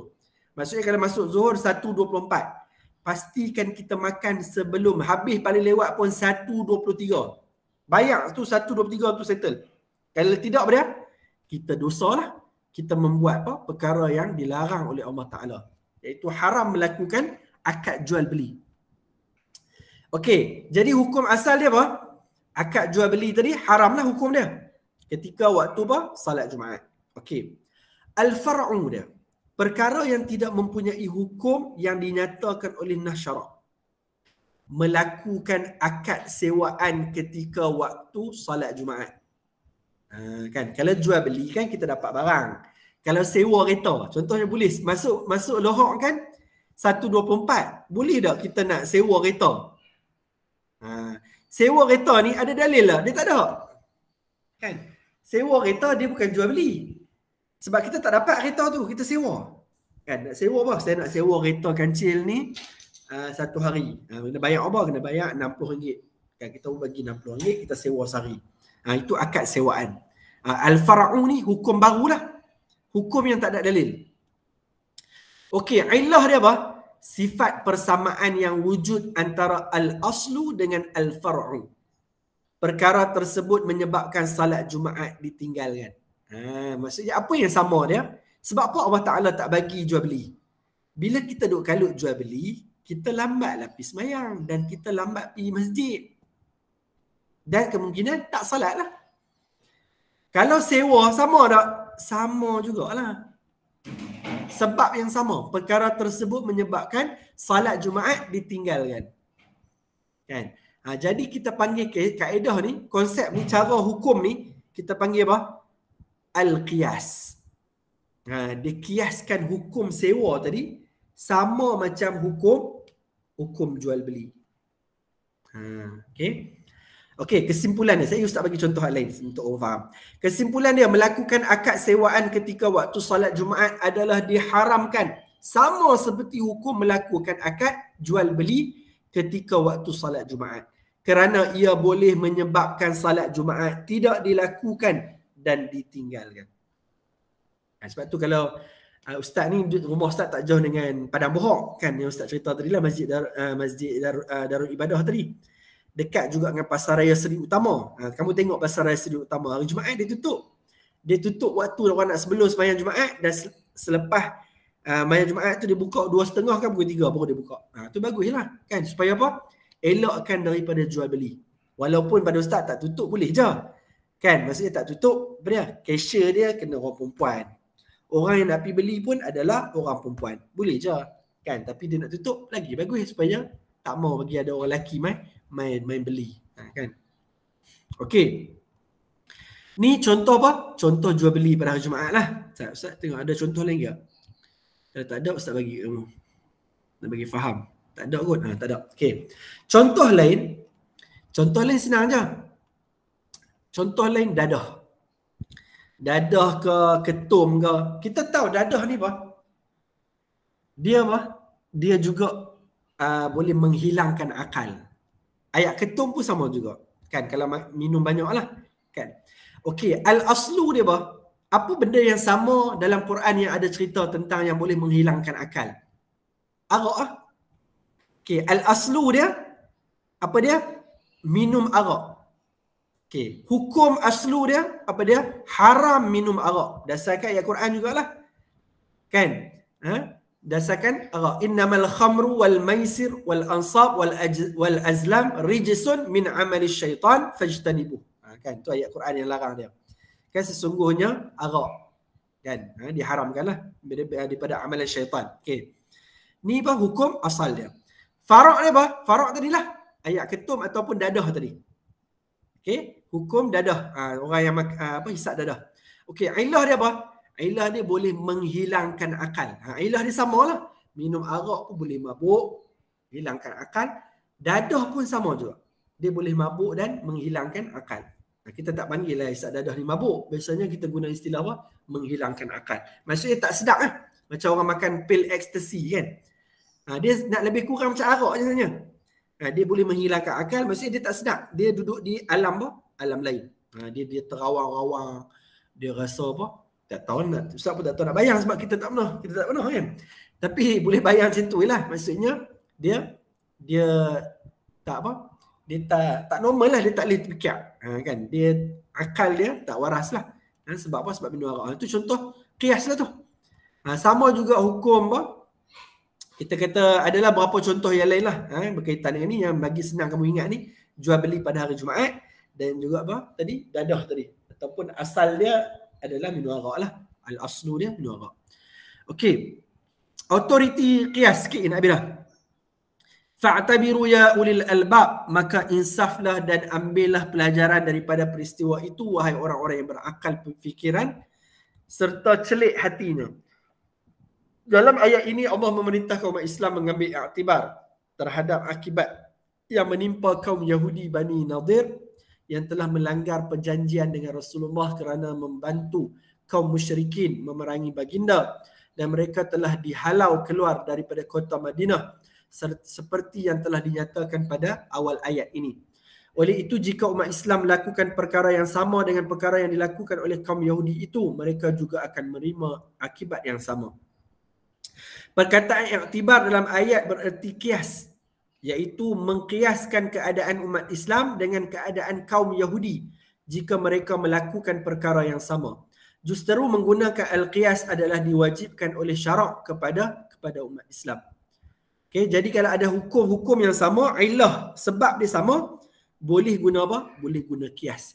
Kan sebab dadah zaman Nabi tak ada dadah. Zaman sahabat pun tak ada dadah. Kan dia kemudian. Kan tu yang ada pokok ganja apa ya, macam-macam lah ada kita kat Perlis ni glamour dia ketum tadi. Kan maksudnya kalau ketum ni dengan makan minum sikit dia boleh jadi ubat kan, tanpa kita nafikan lah. Ada Unimed pun buat kajian. Tapi yang berlaku ni dari kalangan remaja ni yang minum ni memang apa? Memang target nak mabuk tu lah. Kan memang target nak mabuk. Rasulullah sendiri menggunakan kias seperti kisah seorang wanita bertanya kepada Rasulullah mengenai ibunya yang telah bernazar untuk mengerjakan haji tetapi tidak mengerjakannya sehingga meninggal dunia. Wanita tersebut bertanya adakah dia boleh mengerjakan haji bagi pihak ibunya.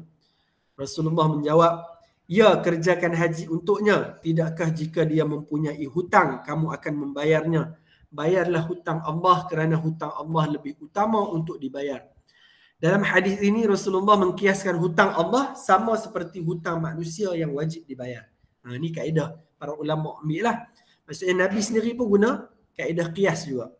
Kan maksudnya hutang manusia pun kita kena bayar. Hutang dengan Allah Ta'ala lagilah patut kena bayar. Kan seolah-olahnya macam tu lah. Okay, last kali sebelum habis. Tindakan untuk menjadikan dalil hukum syarak yang disepakati sebagai panduan untuk melaksanakan ketetapan khitab Allah. Ini maksudnya tajuk last untuk simpulkan part-part tadilah. Quran, sunnah, ijma', qiyas. Kan? Okay. Yang pertama, tidak melakukan suatu ibadah tanpa ilmu yang mencukupi bagi mengelakkan ia dilakukan tanpa memenuhi rukun dan syarat. Ini nak buat ibadah sebab tu kita belajar kan. Kita ada belajar fardu ain. Sebab apa? Sebab supaya nak elakkan kita buat tadi tak cukup rukun, tak cukup syarat dia menyebabkan kita punya ibadah tak sah. Okay, yang kedua, sentiasa merujuk fatwa-fatwa terkini berkaitan permasalahan-permasalahan baharu yang dihadapi dalam kehidupan. Kan? Contoh kan, Zaman law kan canggih. Sampai peringkat ada orang dia jual macam dia jual sperma dia, jual ovum dia. Kan belajar sains kan. Maksudnya dia guna sperma orang lain. Contoh kata suami dia, sperma suami dia tak elok. Kan. Jadi isteri tadi tak boleh beranak lah. Jadi dia pun pergi ambil lah orang derma sperma, kan masukkan dalam rahim dia pun mengandung. Kan. Jadi benda-benda ni baru ni. Zaman Nabi tak ada, sahabat tak ada, zaman mazhab pun tak ada. Kan? Jadi ulama-ulama kemudian daripada fatwa negara daripada Eropah, fatwa dunia punya, fatwa dari segi Malaysia, semua bincang. Jadi bila melibatkan sperma dengan ovum, melibatkan keturunan, maksudnya tak boleh lah. Kan mana boleh kita ambil sperma orang lain, seolahnya memanglah tak berzina pun. Tapi benih tu nanti jadi pok dia orang lain lah. Kan? Jadi tak boleh. Berbeza macam kita kata, kalau kamu tahu Datuk Siti Nurhaliza kan, kalau contoh ada orang yang rahim dia tak kuat, maksudnya sperma suami dia nak masuk dalam rahim tak boleh beranak kan, contoh tak boleh mengandung.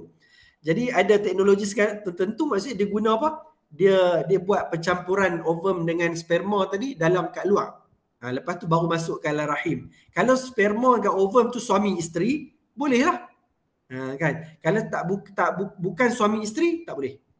Itu contoh isu yang terkini lah tu. Entah, tak ada terkini sangat daripada zaman Ustaz belajar universiti dulu lagi. Apa dia? Loh, siapa? Hang lah? Aduh, siapa macam mana? Mana tadi? Kat mana? Kat atas. Sat. Mana? Kat atas. Umi. Umi. Nampilah Umi. Okey. Yang ketiga, sentiasa meningkatkan tahap ilmu pengetahuan agama bagi membolehkan kehidupan kita sentiasa berada dalam keredaan Allah. Okey. Yang keempat, berhati-hati dengan ajaran-ajaran yang sesat kerana ia tidak diasaskan dengan kaedah hukum yang betul. Kan, sebab tu agama ni kita ada ilmu asas dia. Kan, nak mengaji Quran, dia ada ilmu tafsir, dia ada ilmu ulum Quran, kan. Dia ada hadis pun ada ilmu dia, akidah pun ada ilmu dia. Kita kena belajar lah. Dia tidak boleh jadi takut terjebak dengan ajaran-ajaran yang sesat. Yang kelima, berhati-hati menyebarkan hadis-hadis yang kita terima daripada media sosial kecuali setelah kita pastikan kesahihannya. Kan? Jadi kena hati-hatilah, jangan semangat sangat. Semangat tu bagus dah. Tapi pastikan hadis tu betul ke hadis. Kalau yang Quran, kita senang. Kita buka Quran je. Kan orang kata ni surah Al-Insyirah ayat 4. Kita carilah. Kan? Tapi kalau hadis, susah sikit. Kan? Jadi memerlukan nak kena teliti dulu, cek dulu. Kan? Betul ke hadis tu? Kan? Pelik je macam matan dia tu. Jadi benda-benda ni kita kena ambil berat lah. Okay? Sebab apa? Sebab dia adalah kata-kata Nabi. Kan? Kalau kata-kata kita ni bolehlah gagah. Kalau salah pun jadi berita yang salah lah. Jadi fitnah. Tapi kalau Nabi, dia melibatkan ibadah, melibatkan akidah, melibatkan agama yang lebih besar daripada tu. Okay. Okay, wallahu a'lam. Asa habislah sekarang tu. Dah panjang kau lah. Nampak ada kelas tak ni? Tak tanya tadi. Ada pukul 11.45. Oh, 11.45. Okey lah. Okey, ada soalan tak? Nak tanya apa-apa tak? Saja. Kita tinggal 9 orang tak? 3, 6, 9. Tak ada soalan dah? Jelas ke? Farah boleh Farah? Boleh. Boleh. Okey. Anissa boleh Anissa? Boleh. Boleh. Amirah? Amirah boleh Amirah? Jadi macam ni. Gelap. Suruh Umi buat lah. Suruh Umi buat lain. Amirah dah Amirah? Amirah lena dah apa? Ya Ustaz. Ada, okey. Okey, kita teruslah. Tak apa masa takut kamu dah lewat lagi. Kita terus quizzes. Sana, Ustaz ni.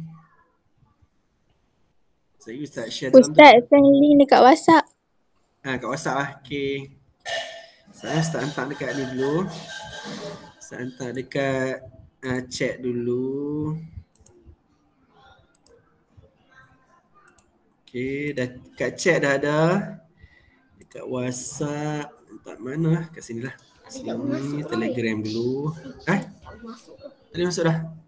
Dah. Tadi masuk nak buat macam mana? Saya nak WhatsApp mana? Mana tadi? Telegram.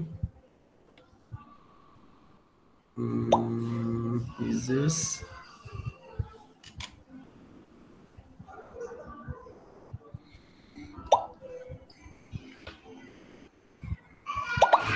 Okey, dalam WhatsApp saya hantar.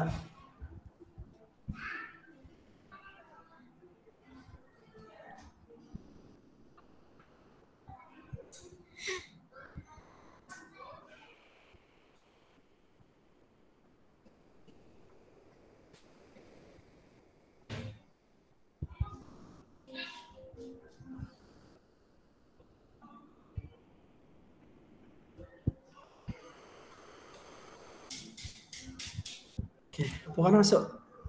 4 orang. Ustaz, saya kena masuk balik sebab dia terkeluar. Oh, okey.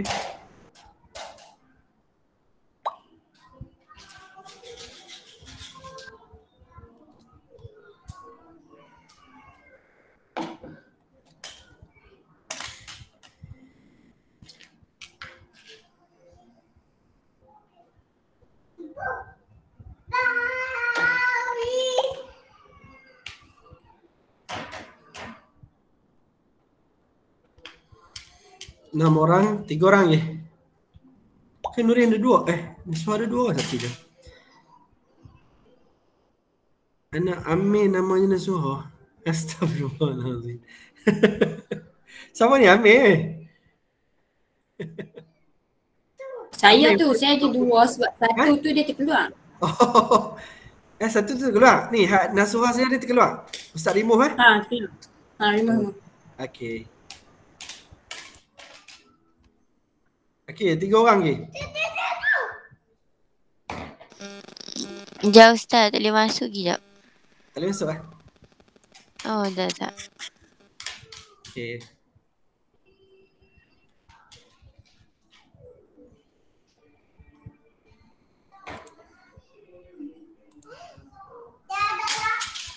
Uzaifah boleh masuk tak? Uzaifah dengan Amir.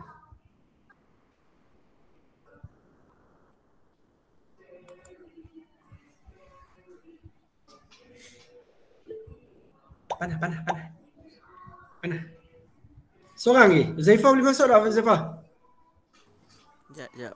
Ni tak boleh masuk. Tak apa, saya tunggu. Okey. Sama. Amira, Amir. Siapa lagi?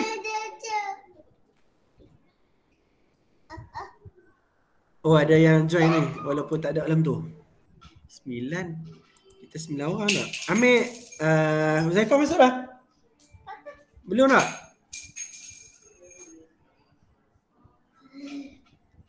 Boleh Uzaifah? Sekejap. Okey, saya tunggu.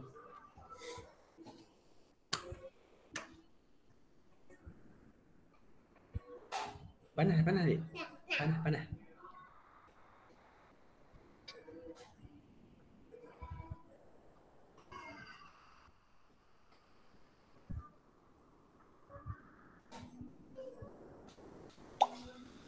Okey, Ujai masuk. Okey. Get ready.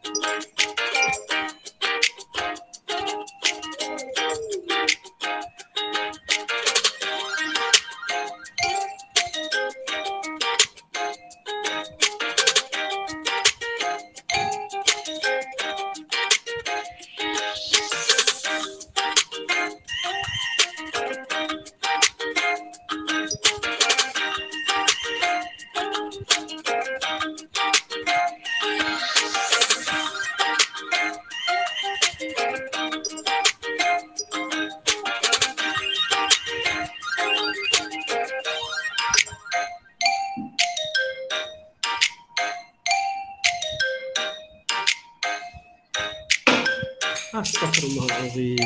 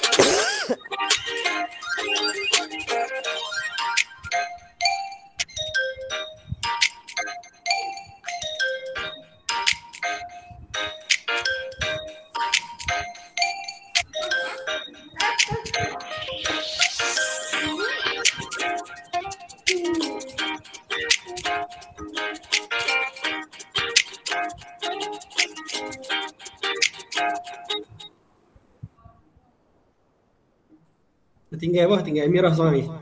Syafiqah dengan Ujan tak ada lain tu, Sasa.